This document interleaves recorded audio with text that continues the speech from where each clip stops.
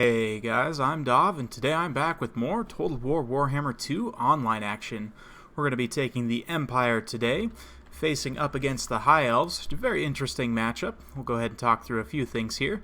My forces are led by Boris Todbringer up on a Griffin. Even though the High Elves do have dragons, I don't really fear to bring Boris up in the air just because I have the advantage of guns. Armor-piercing missiles definitely make a big difference here, so I'm comfortable bringing Boris in the air. Fear and Terror, of course, up on the Griffin. He's got his Midland Runefang for regeneration, and Crush the Weak, which is a nice area of effect debuff if units have lower than 50% leadership. Very good stuff. For the rest of the army, we've got a Light Wizard with Nets of Am and Talk, a Hellblaster Volley Gun, which is a very good pick in my opinion against the High Elves. You guys will see it's able to do quite a bit of damage against armored infantry. It got a buff with Mortal Empires, and it's definitely a lot better now. A very cool looking unit as well, so excited to see this thing in action. For the main line, we've got Swordsmen, Sigmar's Sons, one unit of Great Swords, and some more Swordsmen, just to give us a nice cheap front line. We've got some Spearmen to back them up, one on each flank and one in the rear. We've also got the Sterling's Revenge Free Company Militia. These guys can do an absolute ton of damage at short range with their armor-piercing missiles. Because they're a Free Company Militia have a full 90 unit models, like a typical unit of infantry, they have a lot more volume of fire and can dish out an incredible amount of damage, especially because, obviously, this Regiment of Renown has armor-piercing. Very good stuff. They're also immune to psychology, great combat stats at 35 melee defense and 38 melee attack with 28 weapon strength. Very strong unit overall. We've also got 2 units of Demigryph Knights. Typically, I tend to favor the quote-unquote traditional Empire Cav, like Reichsguard and so on. But in this matchup, because of dragons and, the higher armored infantry of the High Elves, I like Demigryphs a little bit better here. So I've got Demigryph Knights with Halberds and the Royal Altdorf Griffites, Regiment of Renown, looking very awesome. We've also got 1 unit of Handgunners, and that's about it for my build. For my opponent's build, his forces are going to be led by Teclis. Let's go ahead and look at his spell loadout here. He's got Nets of Am and Talk and Regrowth, so 2 very simple, very good spells. Obviously, Shield of Safri and Wild Heart lore attributes as well, and the Bound Fiery Convocation. His main line is going to be White Lions in the center with 1 Spearman on each flank, which is a very strong main line here. He's also got a Phoenix Guard for rear guard and 2 units of Archers. Hidden over here in the forest, he's got 3 units of Dragon Princes, so quite a bit of cavalry killing power. These guys will lose to the Demigryph Knights, but they will absolutely make mincemeat of my infantry, so I'm definitely going to have to be careful of them. Let's go ahead and kick the battle into full gear and watch what happens here. So saying that my opponent is going to be advancing across this way, I'm going to reposition my forces to kind of take a defensive position here. We're going to get the Hellblaster Volley Gun kind of lined up here, so it has a line of sight to cover this area. I'm going to be able to do quite a bit of damage to armored infantry, so these White Lions are going to be a very good target, although the White Lions do have missile resistance. If we look here, as one of you thankfully pointed out, missile resistance of 30%, and that does apply to any and all missile attacks, whether that be a magic missile spell, infantry missiles, or artillery. It will apply to any of those. That being said, most artillery has high enough missile damage that you're going to pretty much punch through that missile resistance anyway and just kill single unit models. So if the missile damage is high enough, it's not going to matter, but you can see the Hellblaster Volley Gun already opening up shots, doing quite a bit of damage to these spearmen here. As soon as those White Lions get in range, we're going to start firing at them as well. We'll watch this thing fire for a sec. It's a really, really cool animation, how it kind of turns its barrel like that. Super cool. It does a devastating amount of damage as well. You can see that Spearman already taken, maybe 40% of its HP damage.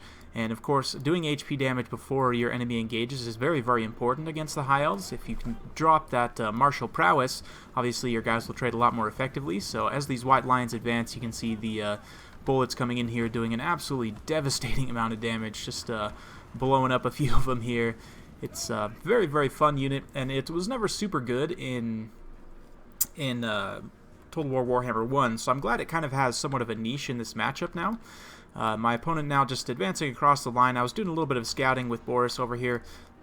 Didn't quite spot these Dragon Princes, but my opponent's now going to move them out of the woods and kind of reveal his hand. Meanwhile, he's just netting down Boris here and going to be focus firing with the archers. And while High Elf archers don't have terrible armor piercing, they have really good reload rates, and they have moderate armor piercing damage at 3 each. They will do quite a bit of damage if given enough time to focus fire, but it's just not going to be enough against a character like Boris that has regeneration. But mainline fight kicking off here. We've got our greatswords charging into the White Lions here. And I believe greatswords will actually beat White Lions. You know, actually, maybe not. The White Lions have better overall combat stats, at least with the martial prowess active. So that's an interesting fight. I might have to test that one-on-one.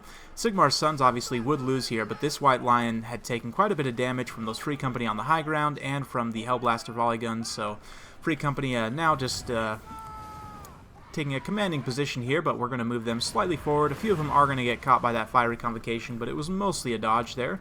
Very nice for me. Boris has been taking a bit of damage from the missiles, but nothing I'm super worried about. My opponent's pulled up his Dragon Princess over on this flank, but hasn't issued any charge orders yet, so we're going to capitalize and get my Demigryphs moving, who had been positioned over in a protective stance by the Hellblaster Volley Gun.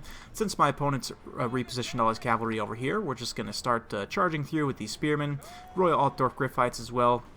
Going to be getting into these Dragon Princes. My opponent at the last second is going to notice and try to pull away with these groups here, but we do catch this group on the back foot here. Going to be able to do some nice damage. They are going to pull away, but already a few unit models going down to the Demigryph Knights. This unit of Dragon Princes is going to get a nice side charge, but we do turn at the last second, get a counter charge, and the other unit of Demis as well is going to be coming in for support, so changing targets now. You can see a devastating amount of fire going down on these Phoenix Guard here. We've got them netted and just doing a ton of damage between the Free Company Militia here and the Hellblaster Volley Gun. These guys are taking a withering volleys of fire, and just absolutely bad day for them. We've broken through the White Lions here in the center, so we're going to be just countercharging on these Phoenix Guard here, just holding them in place with these cheap swordsmen. Although I don't expect the swordsmen to win by any means. They're just meant to hold them in place here while I do some damage with armor-piercing missiles. Meanwhile, chasing off the spearmen on this flank, this unit of White Lions being reactivated. Going to take some volleys from the volley gun. Definitely not a good time. Boris has come down, done a ton of damage to Teclis and terrified him away. Now, though, he's pinned up by these Dragon Princes, and they will be able to do quite a bit of damage. Although they don't have the best armor-piercing or anti-large, they'll still be able to do quite a bit of damage over time to Boris. So I'm going to have to pull in some units for support here. I'm going to try and get these handgunners in to do a volley or two, but I don't know. I think the handgunners are a little bit messed up right now, their line of sight. Like, they're just going to... Oh, maybe I actually misclicked the order to actually just move them on top. That might have been my bad, but... Over here, my opponent's just continuously trying to pull away with his Dragon Princes and cycle in and out. I'm doing a really good job, though, of just staying on him with my Demigryph Knights and just not letting him get any reprieve. He has brought in some spears for support. I've got some spears for support as well, though. And it's turning into a very atrocious fight. Here in the center, this unit of Dragon Princes is trying to pull away, just continuing to cycle charge here, but we have managed to spring the handgunners free here, and the Hellblaster Volley Gun and the Sterling's Revenge just continued to allow to fire here, firing into these archers currently, doing a ton of damage, and Teclis has regrouped now, but he is in open line of sight of these handgunners, so we're going to get them targeted onto him shortly. Right now they're just doing a bit of firing onto this unit of Phoenix Guard here, which is inundated and completely surrounded by state troops at this point, still fighting valiantly, as they are, of course, elite High Elf troops, but they're definitely going to regret their life decisions at this point. Teclis is now taking a withering volley of fire. He's not too long for this world, down to 481 hit points. Another solid volley from those handgunners should finish him off. The High Elf leadership's very, very low at this point. You can see the balance of power turning decisively in my favor. Teclis goes down to the handgunners, and that's going to be it for the High Elf forces. So, very well played to my opponent. Hope you guys enjoyed watching that battle. It's an interesting matchup, Empire versus High Elves. Empire's got a lot of tools, and in my opinion, they're still definitely one of the top tier factions. The combination of nets and blackpowder units is so strong. It's just so strong, especially against a faction like High Elves. I would say probably the roughest matchup for the Empire right now might be the Dwarfs, if I had to say, just because the Dwarfs can really out-artillery you. The Empire doesn't have a ton of great armor-piercing cab options. I mean, you do have the standard Demigryph Knights. They have pretty good armor-piercing, but they just don't have the unit models to really put down infantry. So it's tough, but, in this matchup, I definitely think the Empire has the upper hand. You can see the Hellblaster Volley Gun, 108 kills in a single XP chevrons, excellent there. 44 kills and 36 kills on these Demigryph Knights is mostly on Dragon Princes, so that's really nice for me. The handgunners in the Free Company didn't get a whole lot of kills, but one chevron here, and I'd imagine these guys would have got a chevron if they were able to. But 67 on the greatswords. Swordsmen didn't get a whole lot. 42, 36, and 55 is respectable. Not a lot. You don't expect a lot from these guys, but Spearman as well, just kind of holding the line there. Boris himself taking quite a bit of damage, racking up 27 kills though, and dealing quite a bit of damage to Teclis. For my opponent's army, the White Lions, you know, they did decently in the front line. They just they had a really bad time getting shot up on the way in there, and same thing with these Phoenix Guard as well. Only 51 kills.